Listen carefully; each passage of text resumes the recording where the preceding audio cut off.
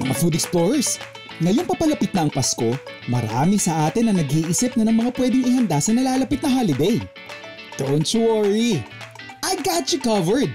Dahil tuturuan ko kayo kung paano gumawa ng mga simpleng putahe pero pang malakasan ng dating.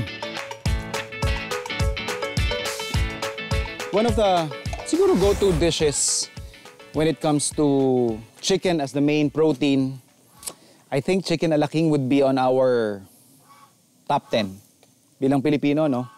And madalas din namin itong sinuserve dati sa hotel. And kadalasan partner nito, kanin. Did you know you can actually use pasta as your starch component? So gagawa tayo ng pasta chicken alaking. So we have here our chicken breast. So filet lang natin to. So ready na yung ating chicken breast. Meron tayo ditong chicken carcass. Lagay lang natin dito sa ating pan.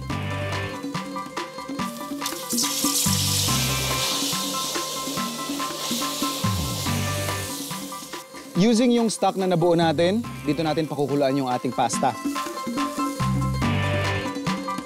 So we've been cooking our pasta for about 8 minutes now.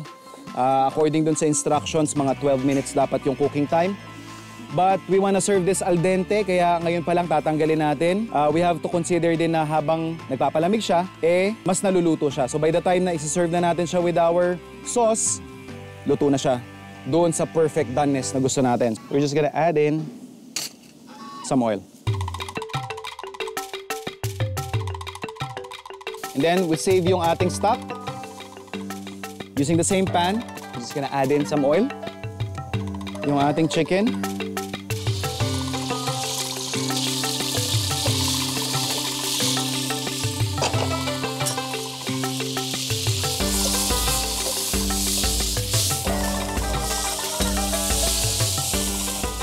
Para hindi ma-overcook, tatanggalin muna natin yung ating chicken cubes.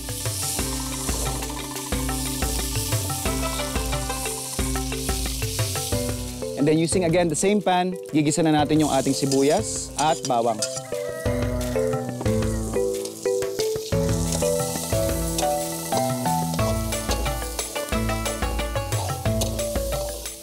Kapag nasangkot siya na natin yung ating sibuyas at saka yung bawang, ihabol na natin yung ating mushrooms. We're using shiitake and yung ating button mushrooms.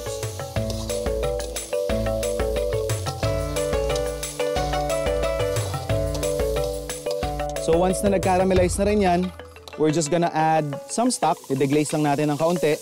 And then kapag nag-reduce na ulit, you might wanna add some more oil.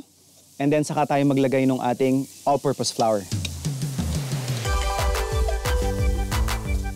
So kapag nakita ninyo na naluto na yung ating harina, saka na natin ibanto yung ating chicken stock.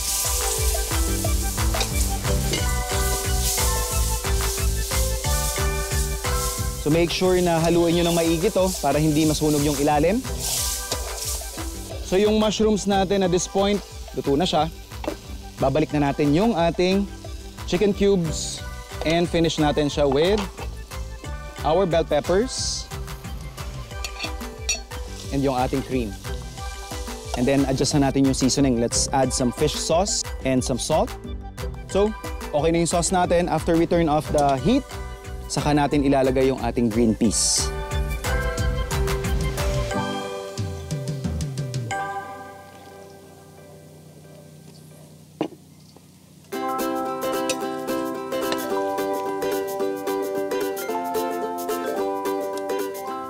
Food explorers, eto na ang easy dish pero 5-star ang dating. Ang pasta chicken alaking.